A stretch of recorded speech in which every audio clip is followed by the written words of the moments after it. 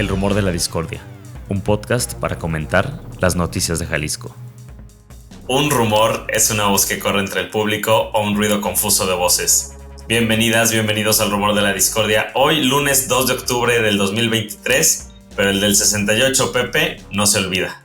No se olvida, Ángel, ya empezando octubre y bueno, obviamente recordando aquel trágico suceso, ¿no? En la Ciudad de México, que pues tantos años después sigue marcando, ¿no? Fue un parteaguas en las luchas sociales y pues que generó de alguna forma muchos cambios en la sociedad. En ese entonces ese régimen tan autoritario priista seguramente no hubiera caído sin este hecho de represión tan lamentable. Claro, y también pues justo la semana pasada se cumplieron 9 años de la desaparición de 43 normalistas estudiantes de la Escuela Isidro Burgos de Ayotzinapa, y pues no es que las Fuerzas Armadas mexicanas tengan un mejor una mejor posición histórica, no sé cómo decirlo, Pepe, pero bueno, también por ahí creo que se conectan estos dos pues lamentables sucesos. Y por ejemplo, vamos a empezar a hablar de una noticia que está muy relacionada con esto mismo de las desapariciones, con el ejército, porque hay un nuevo antimonumento en Guadalajara, ¿no, Pepe? Ahí en la plaza del barrio de San Andrés se coloca este antimonumento que conmemora 50 años de la creación de la Liga Comunista 23 de septiembre, pues que fue una organización guerrillera que buscaba instaurar un gobierno socialista en México y que fue brutalmente pues desarticulada por Fuerzas Armadas mexicanas, que desaparecieron y asesinaron a sus integrantes, Pepe. Sí, es justo para recordar esta organización que pues tuvo un punto importantísimo acá en Guadalajara, en el oriente. Primero eran los llamados vikingos, también por ahí parte de movimientos estudiantiles al interior de la Universidad de Guadalajara, el FER, el Frente Estudiantil Revolucionario. Y bueno, pues está ligado obviamente al tema del 68, de pues todos estos movimientos sociales que tenían estudiantes, sí, pero también otro tipo de movimientos de izquierda, y que en el contexto latinoamericano pues estaba muy fuerte pues pensamiento que a través de las armas se podía conseguir llegar al gobierno y hacer cambios, ¿no? Pues bueno, hubo una represión tremenda en los años 70, 80. De hecho, actualmente hay una comisión de la verdad que está pues documentando, intentando documentar parte de esas. Así es, ¿no? Pues sabemos que el actual gobierno de México, de Morena, con el presidente Andrés Manuel López Obrador, pues hay una relación bastante estrecha con el ejército. Pues buena parte, ¿no?, de esas desapariciones forzadas era justo cometidas por el ejército contra disidentes del entonces régimen priista. Y pues bueno, se está recordando todas esas víctimas de desapariciones forzadas, de torturas, de ejecuciones extrajudiciales en contra de este tipo de movimientos sociales que pues bueno, si bien en la actualidad pues no hay mucha cercanía en cuanto a esta idea de tomar el gobierno a través del uso de la fuerza, el uso de las armas, pues sí hay en el fondo pues algunas coincidencias en cuanto a pues los ideales de justicia social, de igualdad, ¿no? Pues movimientos de izquierda, y sobre todo lo que busca este antimonumento, que pues es un puño, ¿no? Es un puño rojo levantado en la plaza de San Andrés, que era en donde vivían muchos de los integrantes, pues de forma clandestina, o era su origen, ¿no? Y al sumarse a la Liga Comunista 23 de septiembre, pues ya pasaban a la clandestinidad, pero su origen, su barrio, en donde crecieron, ¿no? Y donde está el arraigo era ahí en San Andrés, y es ahí en donde se decide poner este antimonumento para recordar pues a las víctimas de la represión, y recordar que sigue sin haber justicia, así como pues en el 68 también hubo muchos personajes ligados que nunca fueron castigados, hubo muchas víctimas que no se reconocieron, ¿no? Y también en el caso de los 43 estudiantes de Ayotzinapa, un grande pendiente es también pues la represión en contra de este movimiento, esta guerrilla urbana de la Liga Comunista. Y bueno, ahí está el antimonumento. Decían quienes lo colocaron que muchos son exintegrantes de estos movimientos que iban a estar haciendo vigilancia por ahí para evitar que pasara lo del antimonumento del 5 de junio, otro hecho, sí mucho más reciente, ¿no? Que involucra pues las fuerzas del Estado y la represión, la desaparición forzada de jóvenes. Entonces, pues para evitar que también fuera removido, como ocurrió con ese 5 de junio en la madrugada, que iban a estar haciendo vigilancia, pues justo para evitar que se les despoje este derecho de apropiarse del espacio público y de recordar en este caso a víctimas de los años 70 sobre todo. Pues a ver si Pablo Lemus se anda metiendo con los ex vikingos, no creo, la verdad. También ahí para recordar un poco de dónde viene el nombre Pepe, el 23 de septiembre de 1965, un poco antes del ya mencionado 2 de octubre, pues un grupo de personas atacaron el cuartel Madera en Chihuahua y ante la violencia de Estado que se ejercía contra campesinos y ciudadanía en general. A partir de entonces, bueno, por eso se le nombra 23 de septiembre a esta organización que nace en el 73, años ya también después incluso del llamado Halconazo, ¿no? Allá en la Ciudad de México del 71, pues jóvenes que buscaban, como dices, pues a través de esta guerrilla armada, pues llegar a establecer un gobierno socialista en México. Se conmemoran 50 años, Pepe, por ahí también importante les quiero compartir lo que Camilo Vicente Ovalle, este académico que ha documentado muy bien también todo el tema de la desaparición forzada a manos del ejército mexicano y que es parte o integrante. Sería bueno invitarlo, Pepe, al programa. Él es integrante de esta comisión que están buscando, pues, dar luz, ¿no? Y justicia a todas las personas familiares víctimas de la desaparición forzada en toda esta llamada guerra sucia. Él por ahí andaba haciendo una provocación en Twitter diciendo que quién estaría interesado en tomar un taller sobre la nueva historiografía de la violencia política y de Estado en América Latina o sobre la historiografía de la desaparición forzada. Pues si les interesa, por ahí está Camilo Vicente Ovalle en Twitter ya convocando gente para este tipo de cursos, Pepe. Es buenísimo. Yo recuerdo alguna vez acá vino a Guadalajara a darnos un taller en torno a desaparición y es muy interesante el cómo ha podido documentar justo que hay una conexión entre esas desapariciones forzadas de los años 70, 80 y pues la crisis tremenda de desapariciones que en número no se compara, ¿no? O sea, en número las personas desaparecidas por ahí rondando los 100,000 en números oficiales en todo el país. No se compara, ¿no? Al número de personas que fueron desaparecidas por el Estado. Acá estamos hablando de un contexto de crimen organizado que está compenetrado con el Estado. En los años 70 era la represión brutal, ¿no? Contra disidencia. Aún así, aunque pareciera que son contextos que nada tienen que ver, Camilo los ha podido ligar en cuanto a que los métodos de desaparición forzada que utilizaba el Estado, el ejército, las agencias de seguridad del Estado mexicano, pasaron elementos del ejército, de esta policía, son luego quienes pasan esas técnicas a los grupos del crimen organizado. Entonces, sí están ligadas, aunque sean contextos muy distintos, sí hay como personajes muy claros que pasaron de estar en el ejército a enseñar a grupos del crimen organizado este tipo de técnicas, a cómo desaparecer y pues de alguna forma sí es una persona que sabe muchísimo del tema, ¿no? Sí, es clarividente cuando lo escuchas hablar y creo que es una experiencia que si pueden tenerla, pues no la desaprovechen y ya por ahí a ver si le va llegando el rumor a Camilo como a tantos otros que hemos ido invitando a través de ideas así en vivo, Pepe.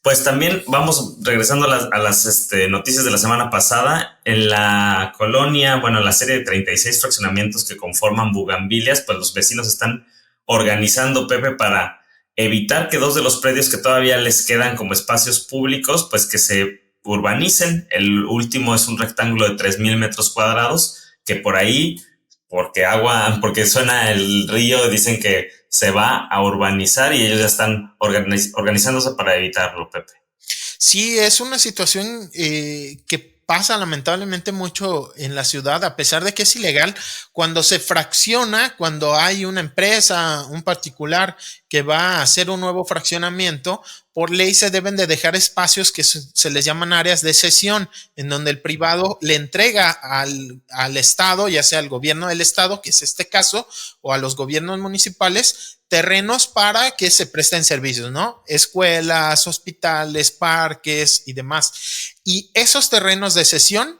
por ley, son, digamos, intransferibles, ¿no? No recuerdo exactamente el término legal, pero básicamente no pueden deshacerse de ellos, venderlos y demás. Pero ha habido casos, a mí me tocó, por ejemplo, recientemente documentar uno en Zapotlanejo, en donde el gobierno municipal, o en este caso el gobierno del estado, en el de Bugambilias, pues se pasa la ley por el arco del triunfo y los vende, los negocia o lo que sea, ¿no? Entonces, tierras que tenían que ser para beneficio de los vecinos, para un mejor servicio, terminan construyéndose casas, departamentos o negocios, establecimientos.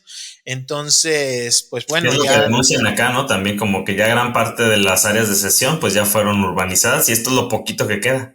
Así es, ¿no? Entonces, para evitar que se repita esa historia, pues ya se están organizando.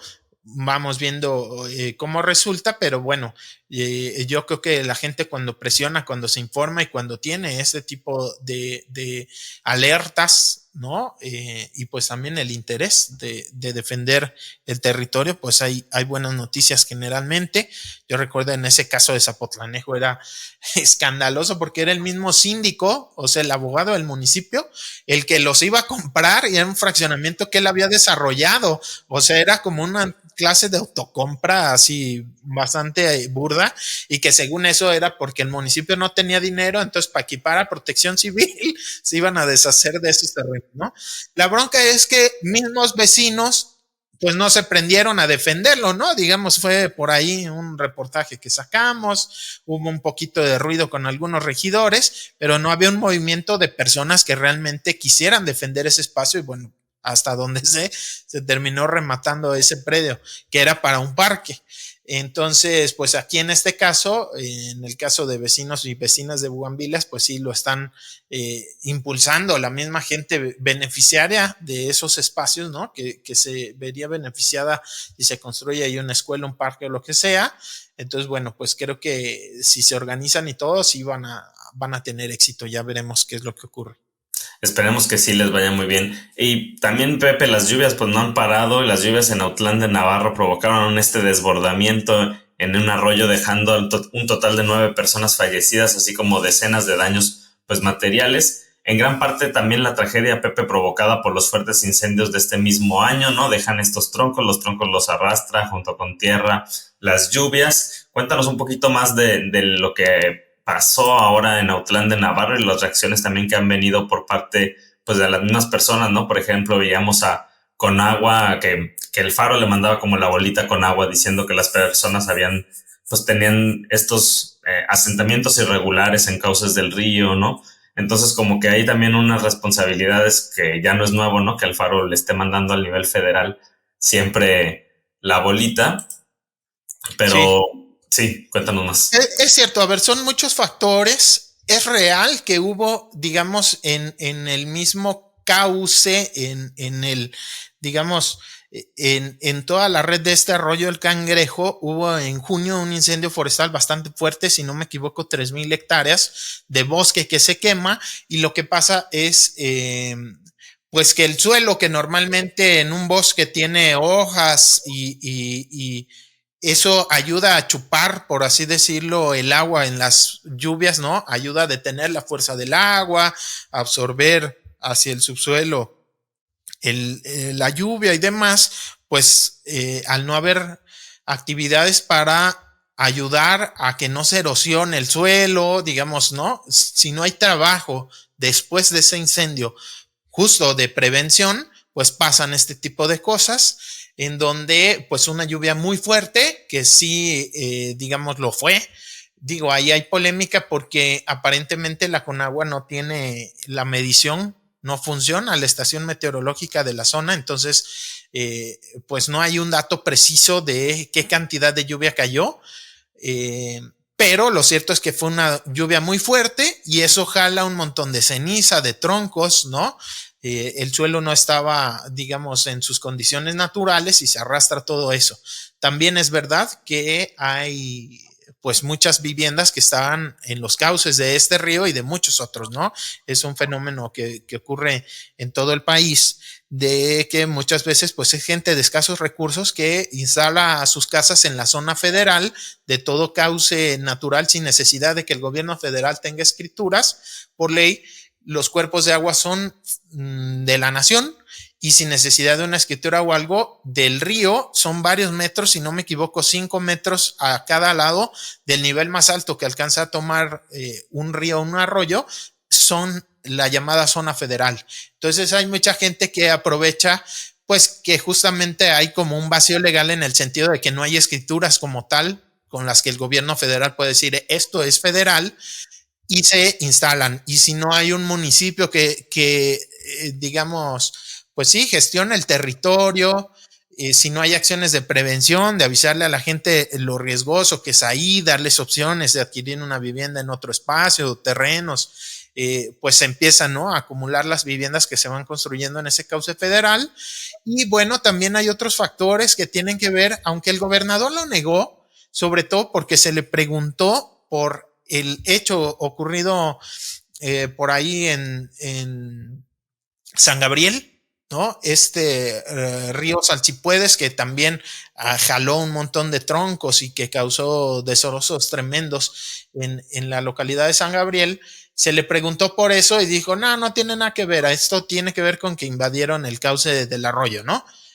A ver, pues no, o sea, está comprobado que hubo un incendio forestal tanto en San Gabriel como acá, pero más allá de hacer paralelismos en los dos casos, hay otro hecho que el gobernador no reconoce. Él dice, esa zona de Autlán es cañera, entonces ahí no hay deforestación, como sí ocurrió en San Gabriel. Bueno, hay personas, hay organizaciones, investigadores de la región que pues nos confirman que sí. O sea, sí hay siembra de agave, sí hay desmonte, sí hay tala de bosques para sembrar berries, para sembrar agave, si bien no en los niveles, por ejemplo, en San Gabriel o en otras zonas del estado, sobre todo de aguacate, ¿no?, que pueden exportar aguacate a Estados Unidos. Esta no es zona de aguacate, pero sí hay siembra de agave, de otras, pues, de otros cultivos, y claro que hay deforestación y eso también tiene mucho que ver, y pues por supuesto las invasiones al arroyo. Entonces son muchos factores que se conjuntaron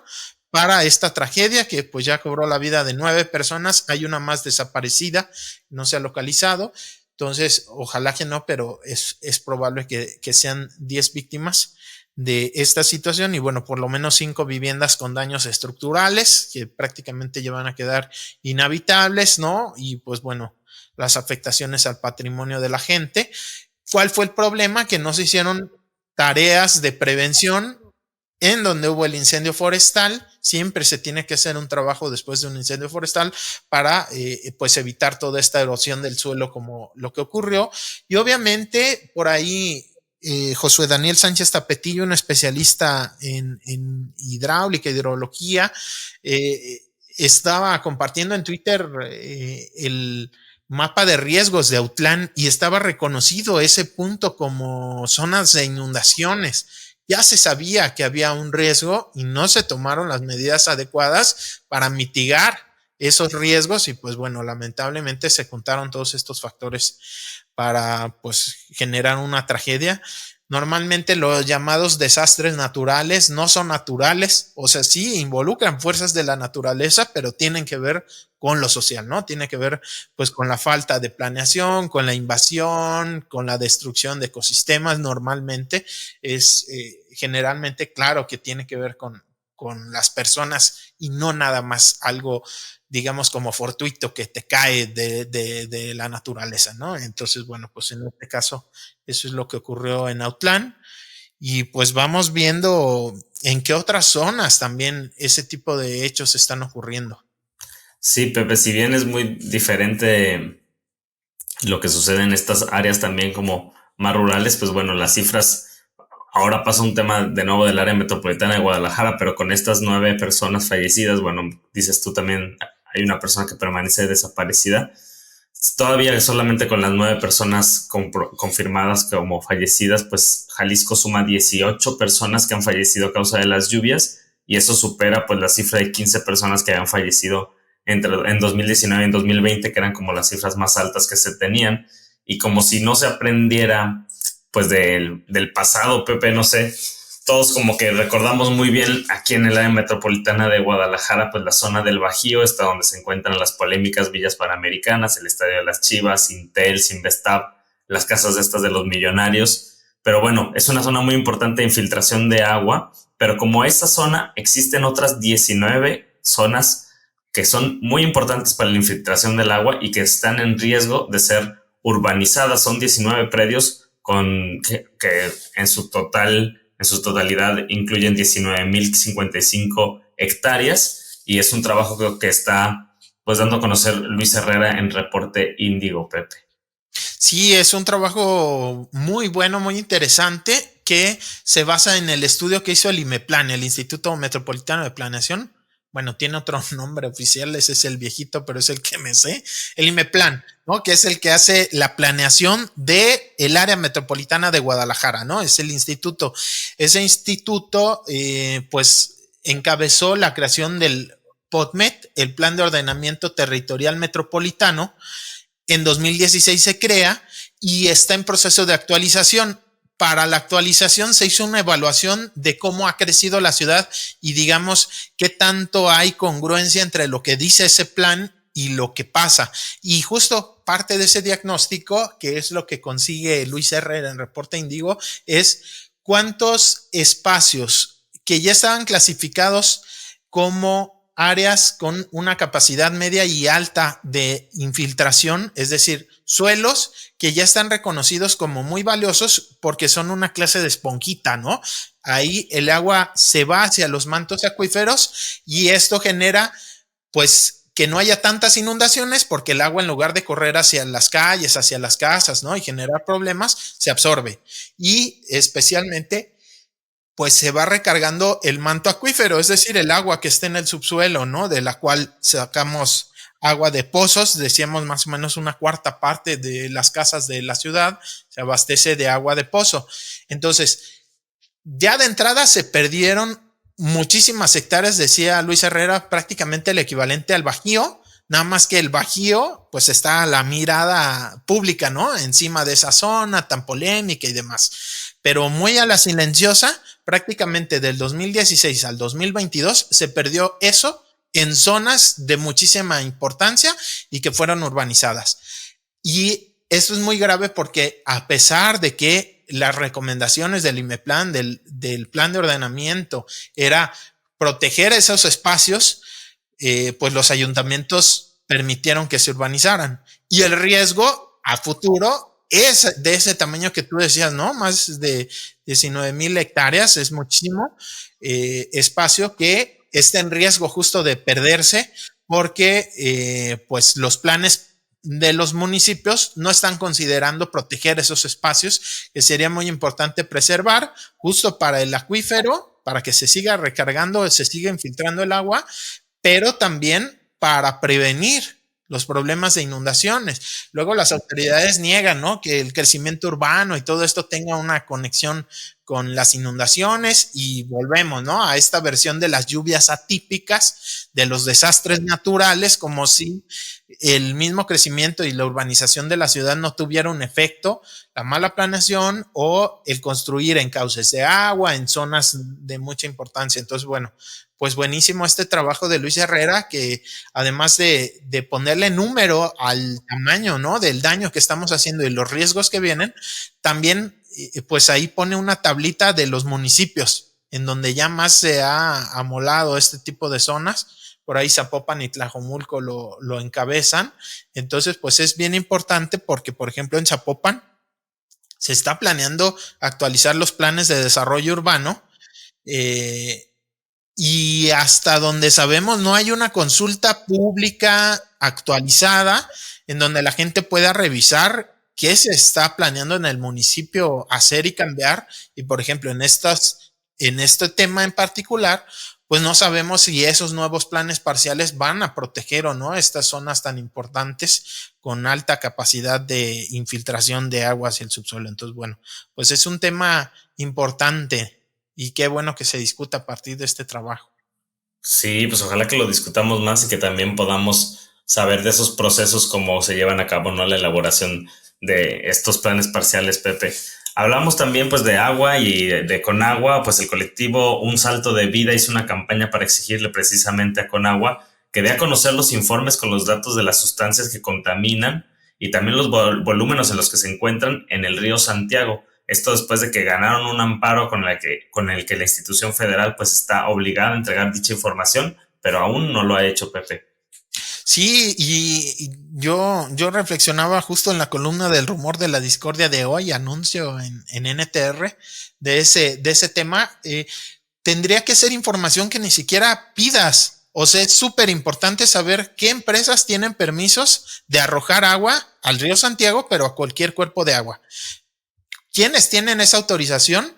¿Cuánta agua están descargando? ¿Y qué están descargando? Porque en teoría se tiene que hacer pruebas, ¿no? De laboratorio a la calidad del agua que tú estás arrojando a un cuerpo de agua para saber, pues, si estás cumpliendo con el tratamiento o no.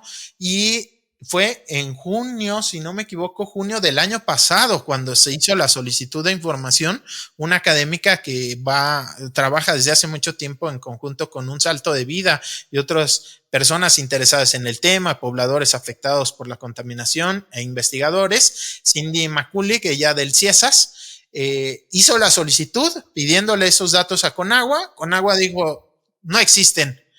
Cuando la ley marca la obligación de que existan, inclusive hay un sistema, se me fue ahorita el nombre, no lo recuerdo exactamente, pero hay pues un sistema encargado de recolectar ese tipo de información.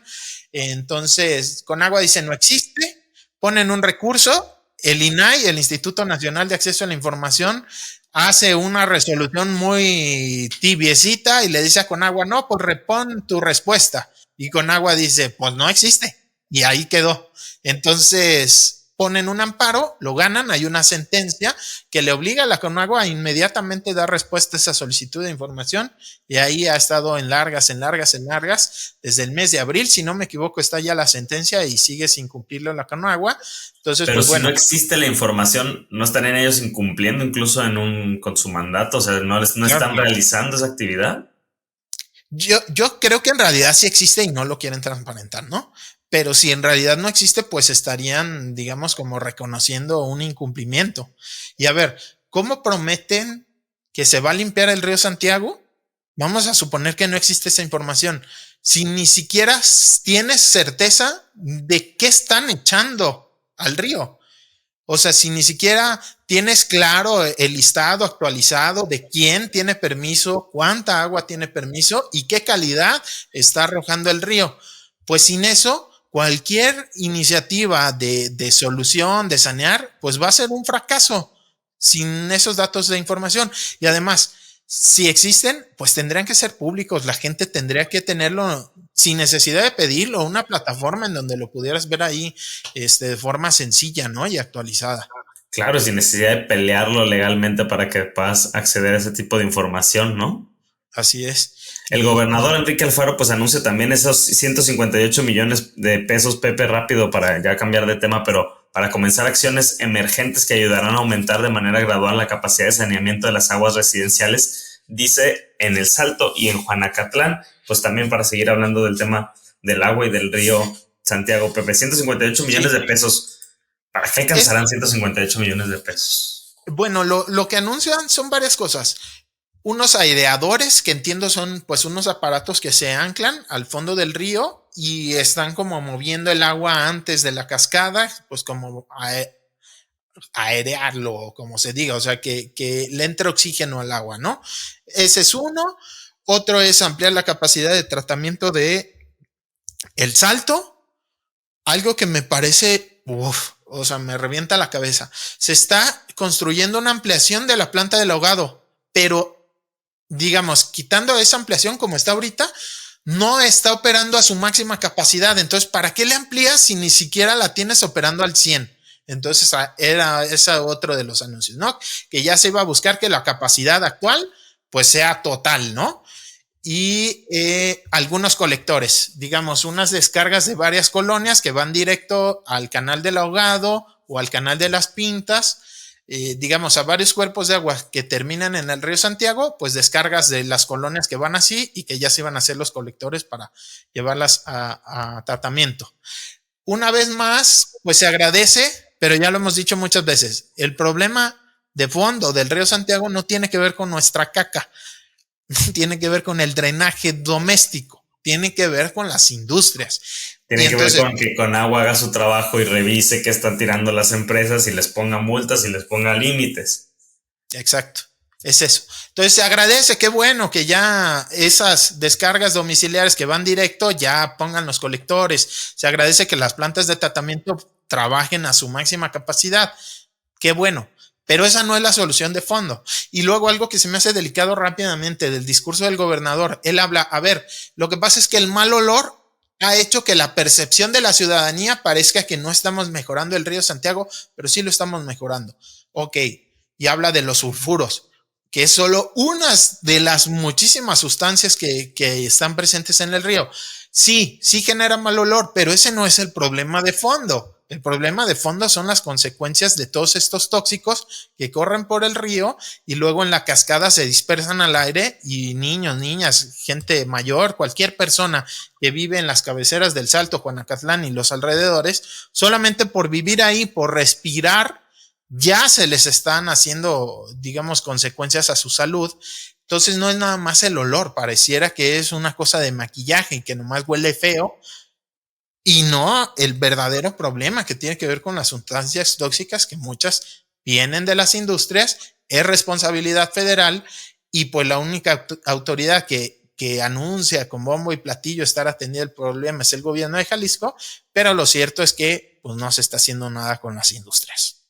Pues ya que estamos hablando de tanta basura, vamos a tu sección favorita, Pepe, porque ya se va Capsa Eagle, pero aún pelea, ¿no? Le pelea a Sonia Serrano, todavía le pidió por ahí un derecho de réplica en un texto que le envía, luego Sonia también lo expone en parte del texto que envía a Capsa Eagle a través de su representante legal, entiendo que es Osvaldo Hernández Pérez.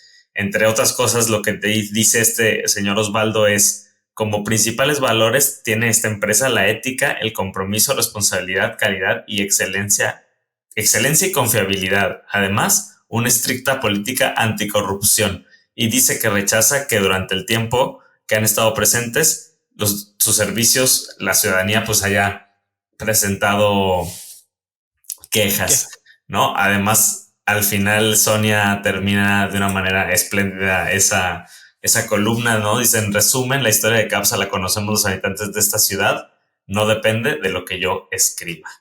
Claro, a ver, la mala. Sí, muy buena la columna. Ella escribió una antes sobre una auditoría que se hizo, si no me equivoco, en 2016 o 2019, ya no me acuerdo, pero bueno, ya hace algunos años, una auditoría de el propio gobierno municipal a la operación de Capsa, y descubrió unas irregularidades que ahí están documentadas y que son las que expuso Sonia en una columna anterior.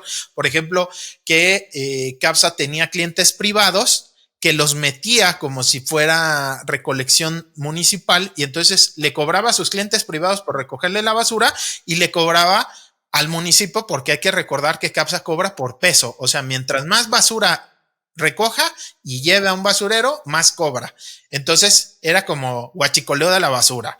Luego mojaban la basura para que pesara más. Antes de ponerla en la báscula, la mojaban para que pesara más y cobrar más. O sea, irregularidades que están documentadas y que son expuso, y tienen el cinismo de decir que son éticos y que ellos no corrompen. Y siempre saca eso Capsa. La evaluación de la recolección, eso es bien importante para la gente. El problema es tener la basura en la casa y hasta exigimos que pase todos los días el camión de la basura. Es que eso además es incentivar a generar más basura. No es positivo que pase el camión diario, y eso es lo que la gente quiere, que pase diario. Y CAPSA solamente habla de eso, de la recolección. Ese es el menor de los problemas. O sea, la recolección de verdad, la gente que se enoja es que no pasa el camión de la basura. Créanme, ese es el menor de los problemas. El verdadero problema es a dónde se lleva la basura y cómo por años CAPSA estuvo llevándolo a basureros sin cumplir la norma, que generaron y van a seguir generando por décadas un montón de problemas de contaminación.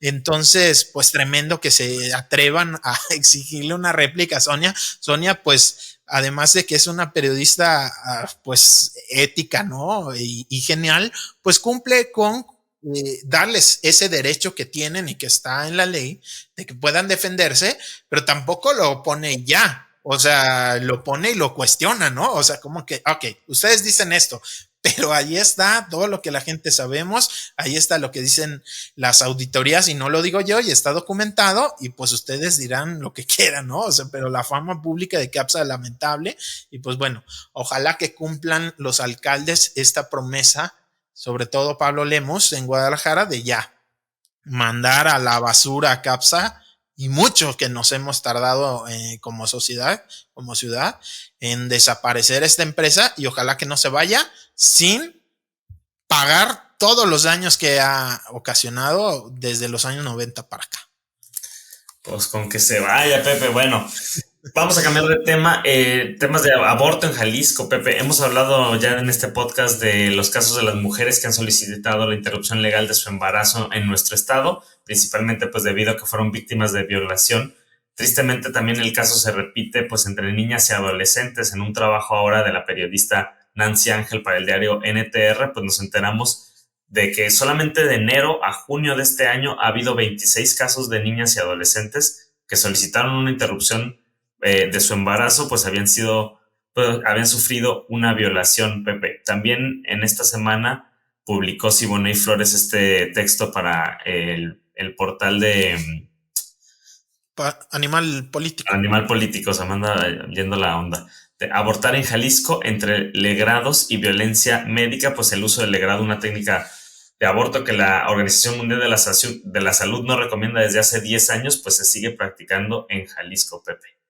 Sí, es pues muy invasiva, lastima a las mujeres tremendo y en teoría no se tendría que estar haciendo abortos legales con esta técnica del legrado y bueno, Siboney le dio una muy buena cobertura a este tema, una investigación bastante profunda, documentada de cómo se sigue aplicando y además, ¿no? O sea, de que se le somete a un aborto con la técnica inadecuada, pues toda la violencia que enfrentan, ¿no? Psicológica, palabras que les dicen los trabajadores de la salud a las mujeres que deciden abortar de forma legal y a través del programa específico, ¿no? Para la interrupción legal del embarazo en Jalisco.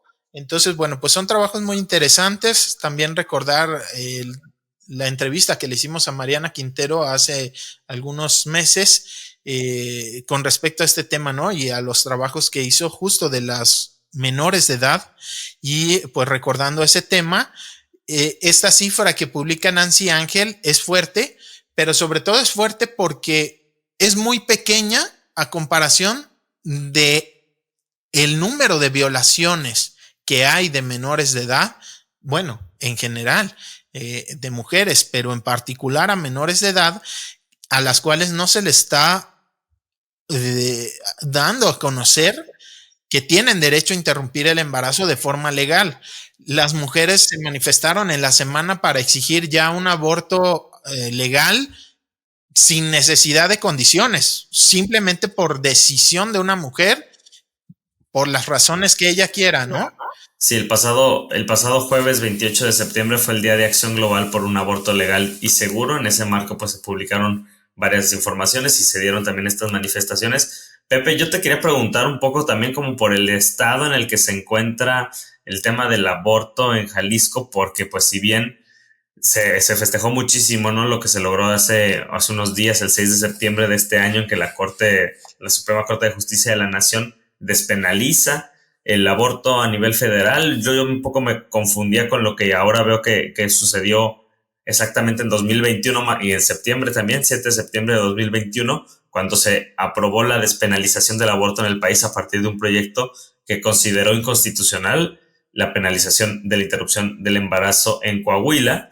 Y luego, pues ya con este antecedente del 2023 de este año, yo te quisiera preguntar como cuáles son los pasos que siguen ahora a partir de este fallo de la Suprema Corte de Justicia. ¿Qué tendría que hacer el Estado de Jalisco, los legisladores, las legisladoras, para que pudiéramos ya tener un cambio en el Código Penal, ¿no? Sí, bueno, primero adelantar que vamos a tener en entrevista a Cibo. Entonces, pues ella sabe más que nosotros del tema y ahí podremos profundizar en entrevista. Hasta donde yo entiendo, lo que se decidió hace unas semanas es que en instituciones federales es en donde ya va a ser legal o tendría que estar siendo ya el aborto. Es decir, en el IMSS, en el ISSSTE, en las instituciones federales. Pero en el caso de las instituciones de salud que dependen de los estados, no es en automático. En la actualidad en Jalisco, las causales por las que se puede pedir un aborto, se tiene derecho a exigir un aborto o a pedir un aborto, es en caso de violación, cuando está en riesgo la salud de la madre o la mujer, pues, y cuando hay como daños congénitos en el feto, ¿no?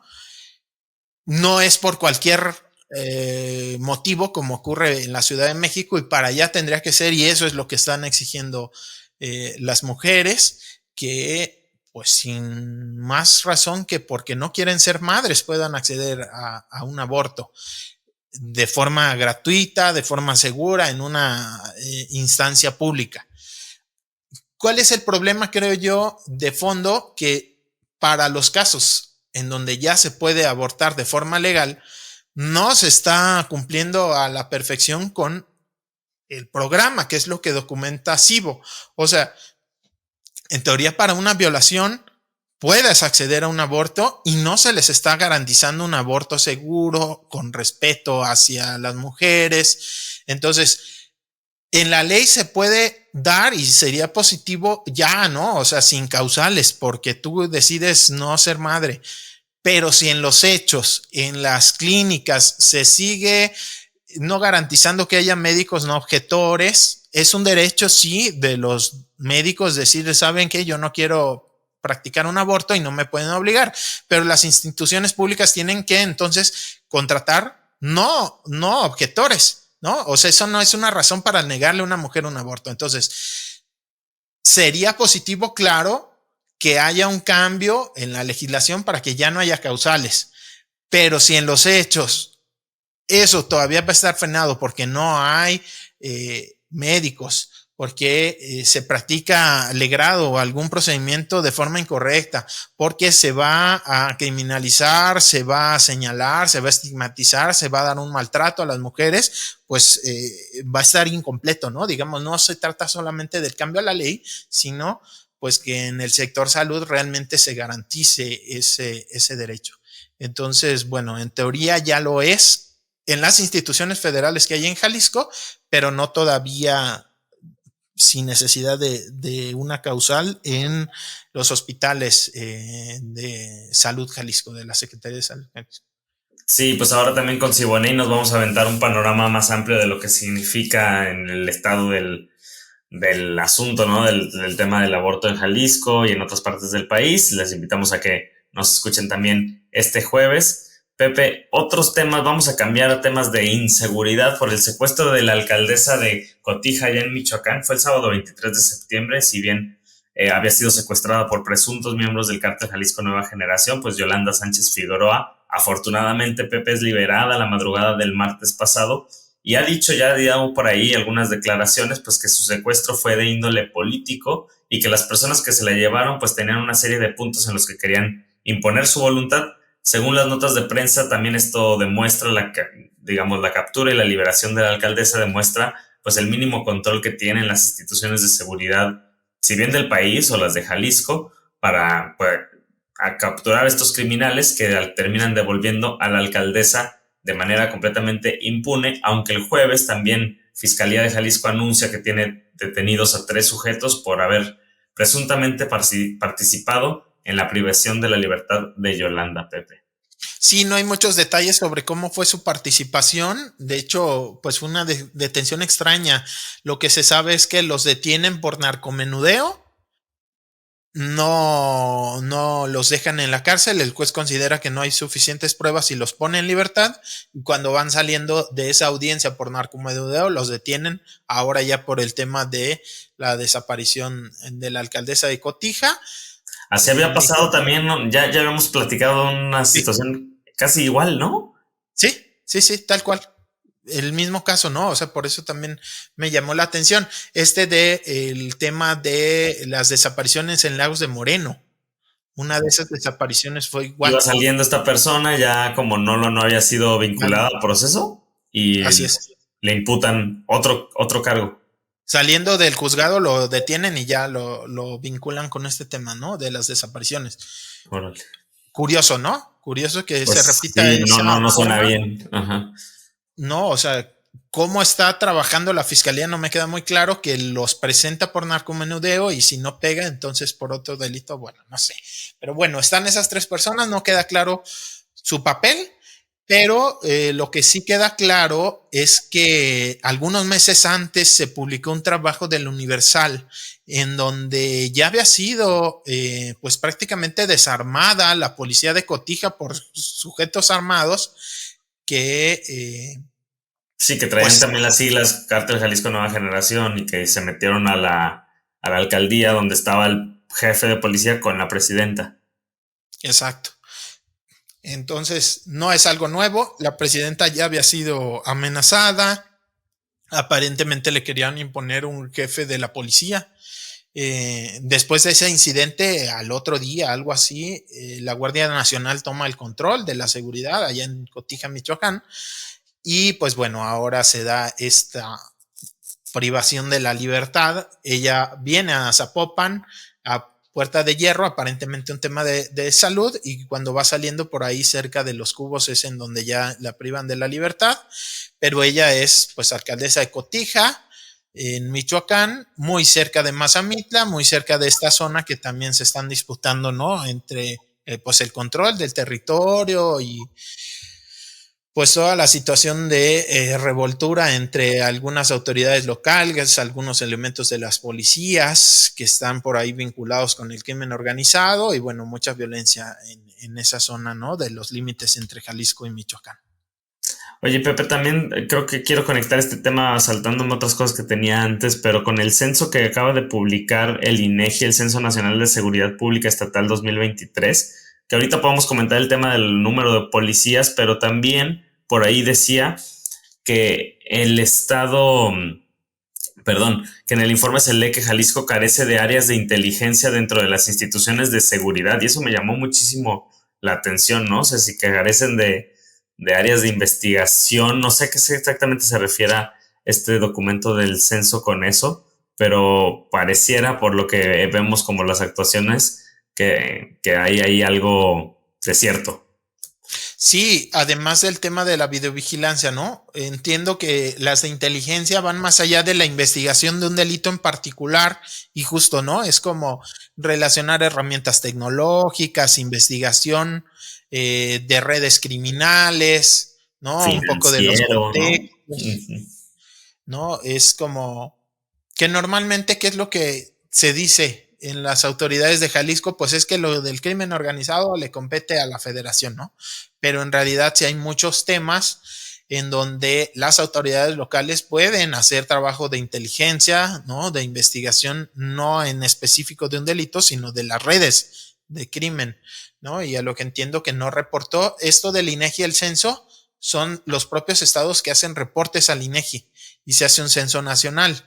Entonces, quizás sí existe, pero no las reportaron. ¿Por qué no las reportaron? ¿No? Es como en el tema de desapariciones. También por ahí Lauro resaltaba que Jalisco está entre los estados que no reportaron el tema de desapariciones al INEGI. ¿Por qué?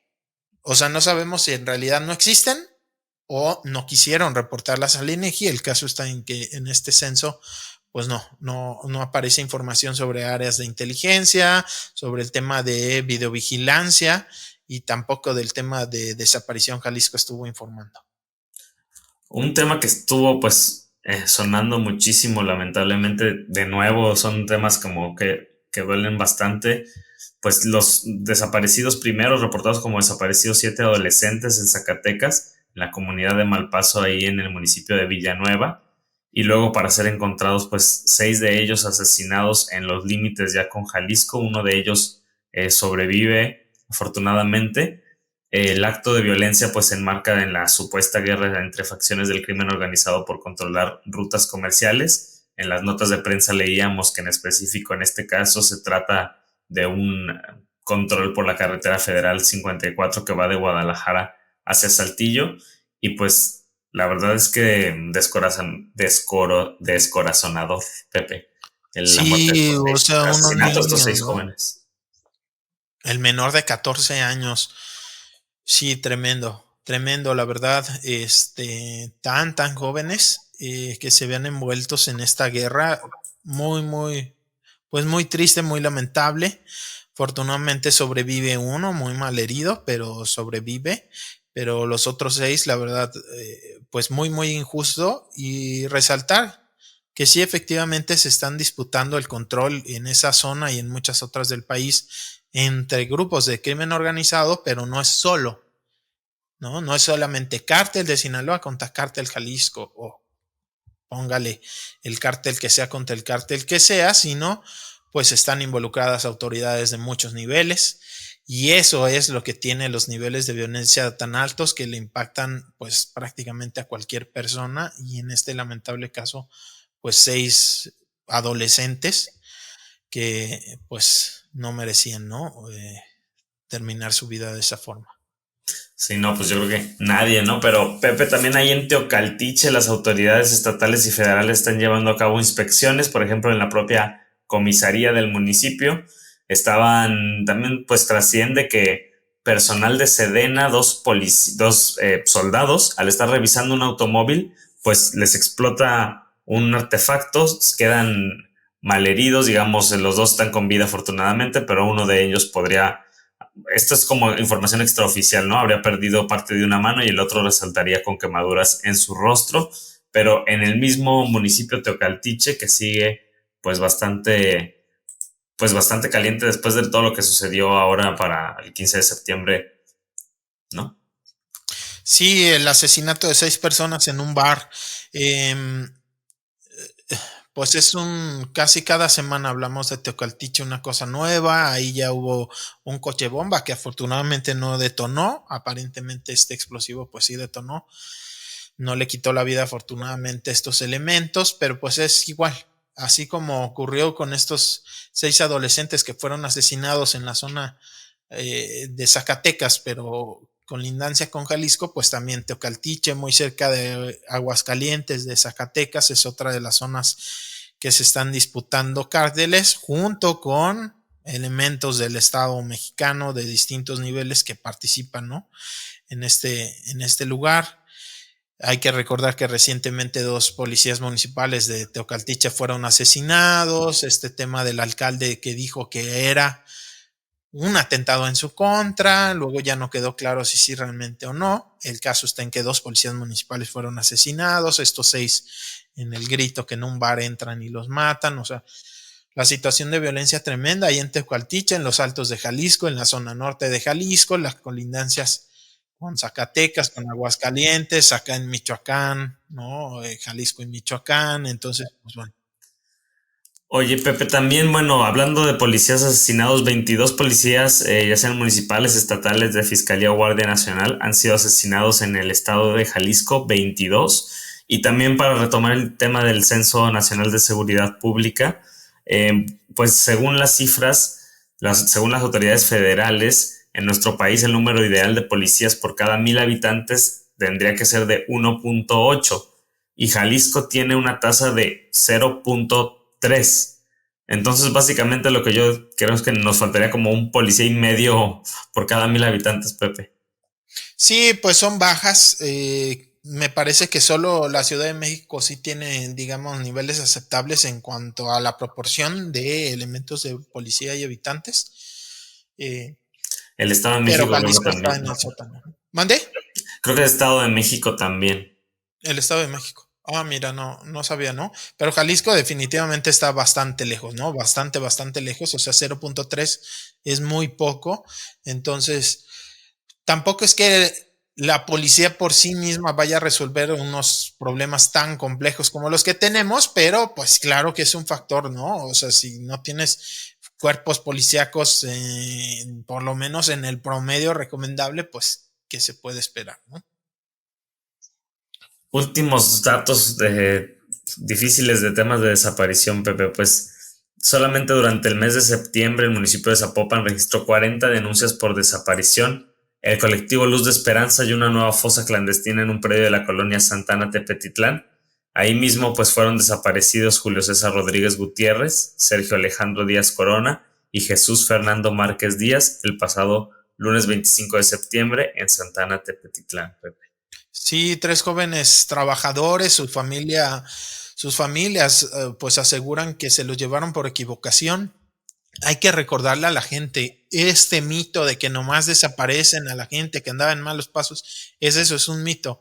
Hay muchísimos casos en donde se pueden equivocar, los pueden confundir, pueden ser represalias por alguien que puso una denuncia, puede ser por que alguien estaba ahí, presenció un crimen y se lo llevan justo para que no testifique. O sea, puede haber muchísimas razones. En el caso del acto ya de terrorismo, yo creo que fue lo del carro ahí en los Arcos del Milenio, pues dicen que era completamente al azar a la gente que tomaron y asesinaron.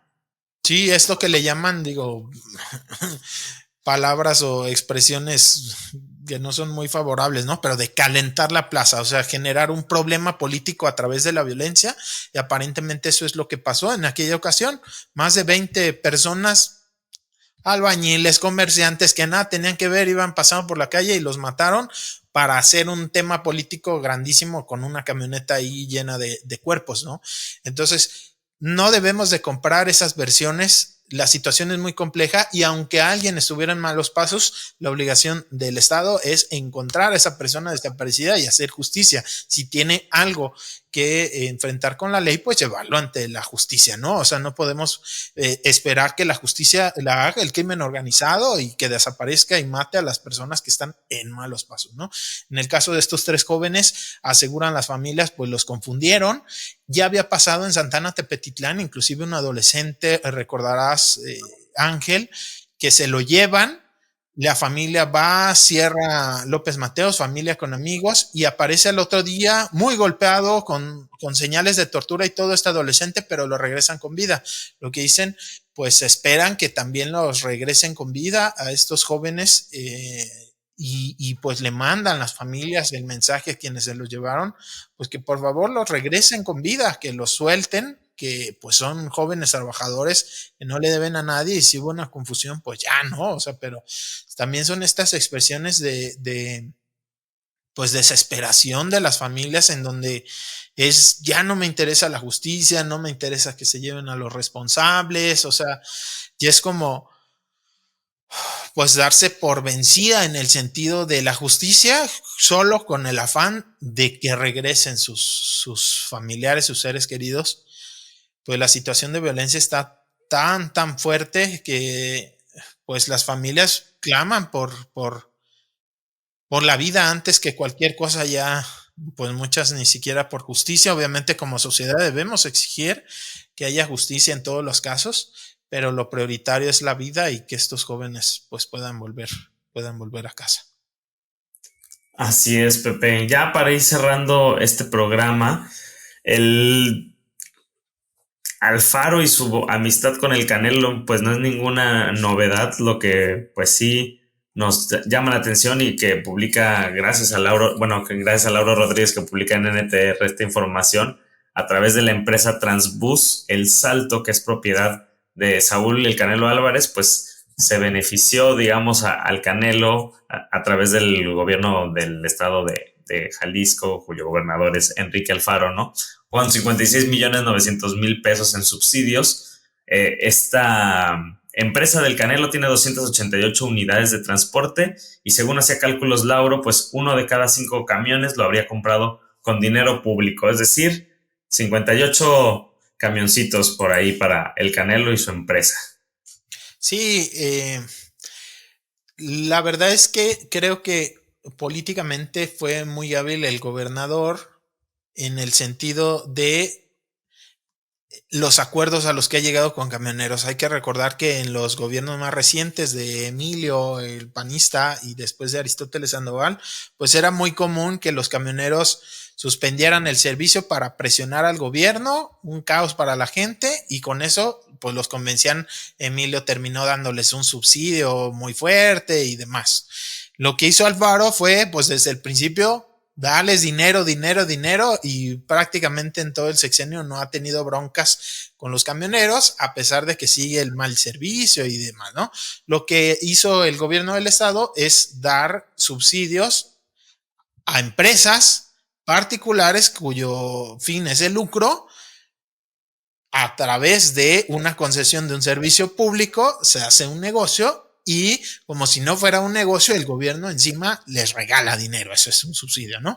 Entonces, bueno, pues la empresa del Canelo junto con otro montón, pues prácticamente casi todos los concesionarios, y no es que todos los concesionarios del transporte público se han visto beneficiadas con este subsidio, esta donación para renovar los camiones, a pesar de que la tarifa del transporte público en su cálculo ya incluye la renovación de camiones, o sea, se cobra $9.50 porque hay una fórmula en donde se incluyó el costo de la renovación del parque vehicular. No necesitarían, en teoría, si está bien hecha la fórmula, no necesitarían que les regalen dinero para comprar nuevas unidades. Además tenemos los 50 centavos, que en el caso de los camiones, pues es dinero libre de impuestos, de cualquier cosa, o sea que le roban hormiga en cambios a los usuarios. Entonces es una entrada extra de dinero y bueno, pues ahí Lauro nomás ponía en contexto que por ahí de $50 millones ganó por la pelea de este fin de semana el Canelo, entonces tampoco como que muy pobre y necesitada esté su empresa de un subsidio, pues tampoco, ¿no? Pero bueno, pues es la política del gobierno del estado, subsidiar. Qué bueno que haya nuevas unidades, pero pues un poco injustificado ese subsidio, como si no hubiera otras necesidades en el estado y como si los camioneros no ganaran suficiente. En todo caso, pues si la tarifa no está bien calculada, calculala bien, ¿no? Pero bueno, así es como el Canelo está haciendo ganancias con el transporte público. Millones, pero de pesos también ganan en pesos el Canelo. Así es. Oye, Pepe, te iba a decir algo, pero como que algo sobre el Alzheimer jalisciense. Que ahora resulta que hay una mutación llamada mutación Jalisco. El Alzheimer entre los jaliscienses, Pepe, sería pues que aparece mucho a más temprana edad y que es algo pues ya reconocido como tal, como del estado de Jalisco y de los jaliscienses, ¿no? Algo que se da proclive. Sí, sobre todo en los altos de Jalisco, por allá Tepa, Lagos, en esas zonas en donde ya está detectado científicamente, ¿no? Ya ha probado esta mutación. Y aguas, porque le está pegando a gente inclusive 40 y ya nos estamos acercando. A los güeros, Pepe, aguas se les está pegando. Güeros de los altos. Y a 40 se me van a empezar a olvidar las cosas. Pues esperemos que no. Pues algo que llama la atención. No se puede prevenir, ¿no? No es algo como hasta ahora el conocimiento en torno al Alzheimer, pues no es algo que sepamos exactamente más allá de la genética, que es lo que se probó. Esta mutación, pues se pasa, ¿no? A través de los genes, ¿no? De padres, madres a hijos, hijas. Entonces, pues bueno, ojalá que no nos toque. Pues nosotros les vamos a dar un premio a los que hayan llegado hasta el final de este episodio, que ya se volvió muy largo. Te agradezco, Pepe. Estamos hablando para el jueves. Fuerte abrazo y ya nos escucharemos en unos días más. Muchas gracias a ustedes también por escucharnos. Síganos y hasta el próximo episodio. El rumor de la discordia, un podcast para comentar las noticias de Jalisco.